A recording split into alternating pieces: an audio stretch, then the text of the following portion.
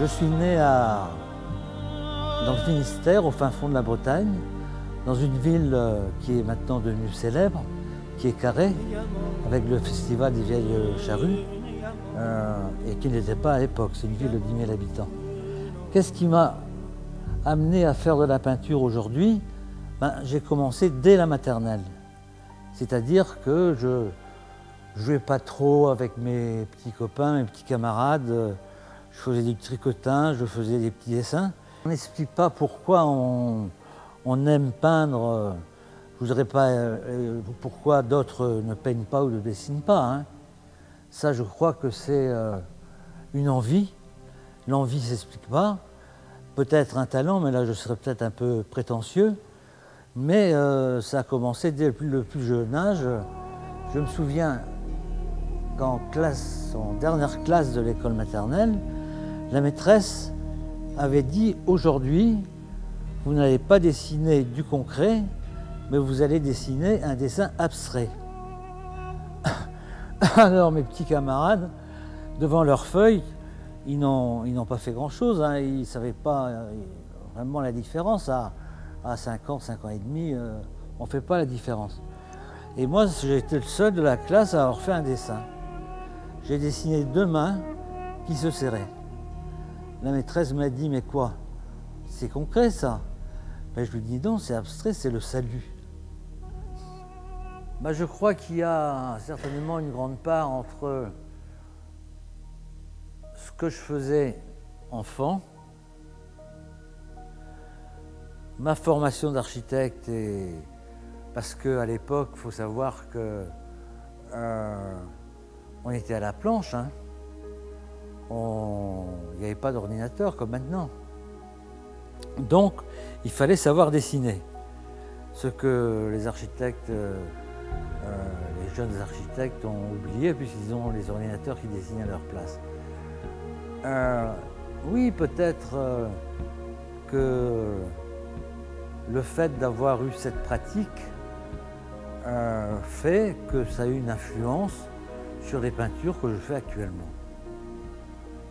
Dans mes moments de loisirs, j'ai dessiné beaucoup, je reproduisais des plans. J'ai jamais songé à faire les beaux-arts pour devenir prof de dessin ou... Non. Très rapidement, je me suis orienté vers les études d'architecture. Ça a surpris mes parents d'ailleurs. Ils n'étaient pas du tout tenus là. Et j'ai donc commencé mes études d'architecture à Rennes. Ben oui, Finistère, Ille-et-Vilaine. À l'époque, c'était les Beaux-Arts. Tiens, voilà un diaphane qui est en train de se fermer. On se demande pourquoi, parce qu'il ne devrait pas le faire. Enfin, la technique n'est pas toujours parfaite. Hein. C'est toujours instinctif, oui, au départ. Mais, et pourtant, il n'y a pas beaucoup de déchets.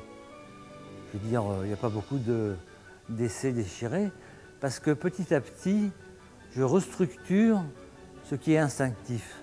J'ai commencé par des petits tableaux, parce que c'est ce qu'il y avait de plus simple. J'avais des feuilles 21, 29-7 à la maison, puis j'avais quelques couleurs. Et puis je me suis dit qu'au bout d'un certain nombre, j'ai trouvé que c'était un peu petit. J'en avais fait une centaine.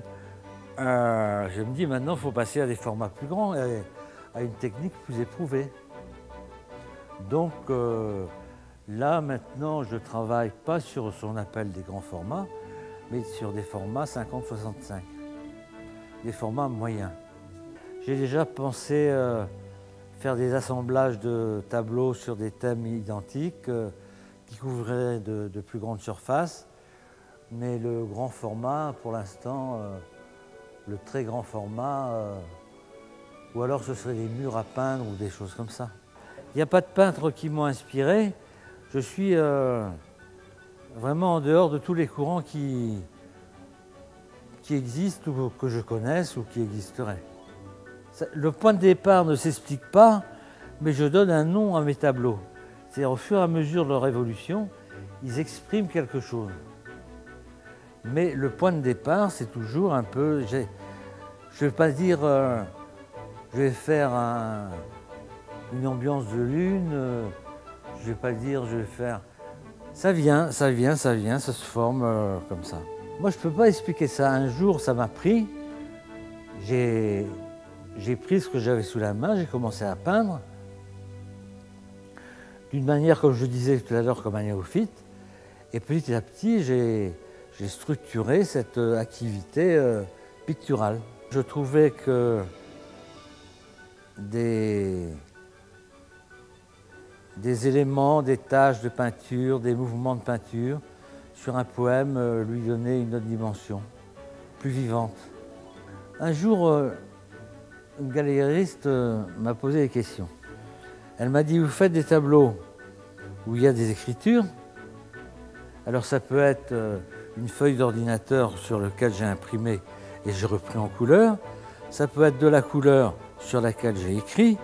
Et vous en avez d'autres où il n'y a pas du tout d'écriture.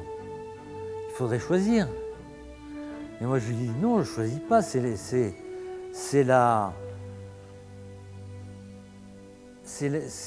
le moment qui joue.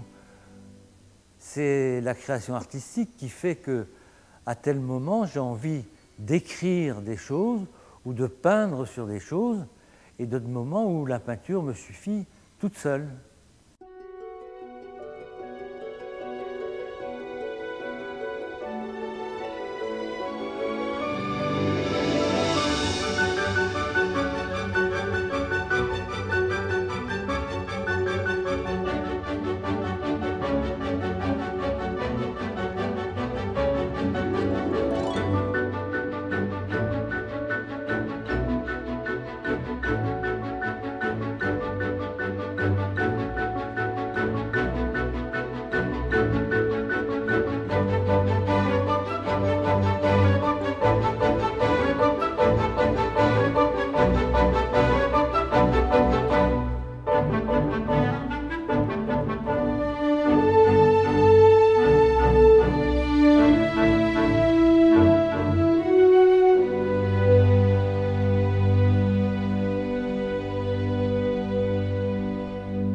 Ici, nous sommes dans ce qu'on appelle le fumoir de l'Institut du Monde Arabe, qui est en fait au sommet de la Tour de Livre et juste à côté de la salle du Haut Conseil où se passent des manifestations d'ordre culturel très régulièrement.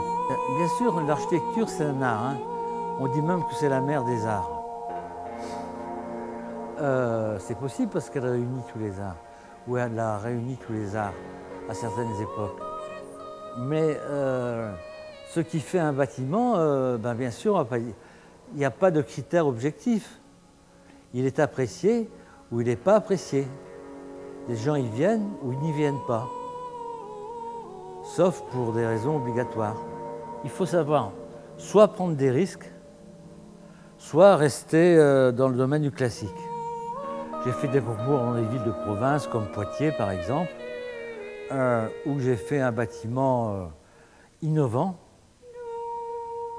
Et c'est un bâtiment plus classique qui a été retenu. D'autres concours, il ne faut pas non plus mettre de côté certaines accointances, voire des sensibilités politiques qui vont favoriser un candidat plutôt qu'un autre. Le mécanisme, c'est la mise en compétition. Et le lauréat construit le bâtiment. C'est sa récompense. Par contre, et heureusement parce que sinon on n'aurait pas fait une soixantaine de concours, les autres projets non lauréats sont rémunérés, ont eu un dédommagement de quelques dizaines de milliers de francs, puisque à l'époque c'était en francs, maintenant c'est en euros.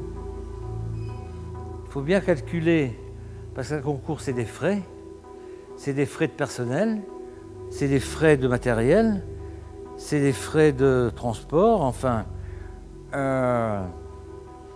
Donc il faut bien gérer le concours pour que le dédommagement couvre les frais du concours proprement dit, de l'appel d'offres de concepteurs, et nous permettent d'avoir une rémunération, mais il ne faut pas être trop gourmand. Oui, je crois qu'il y a certains progrès quand même de l'architecture. La nouvelle génération d'architectes fait beaucoup plus d'efforts que nos prédécesseurs, hein. Avant, c'était une architecture en béton, avec, bon, sans parler de la pierre sculptée, sans parler des immeubles haussmanniens dont la seule différence était l'ornementation statuaire et ornementale.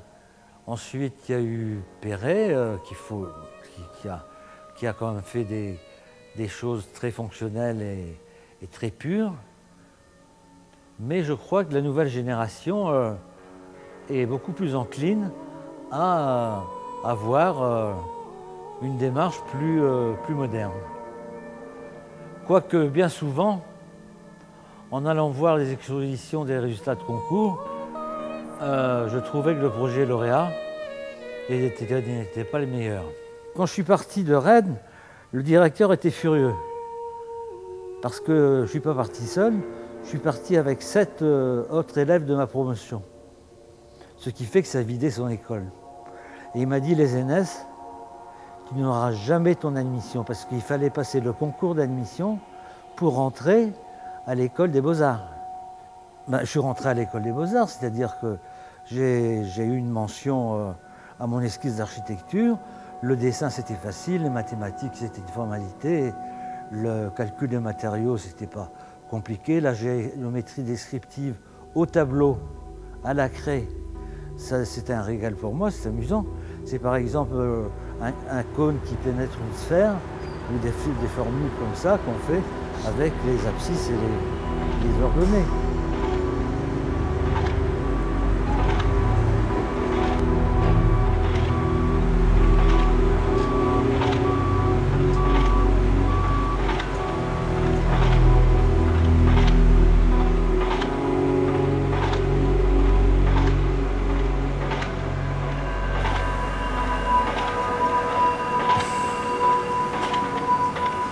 Ouais.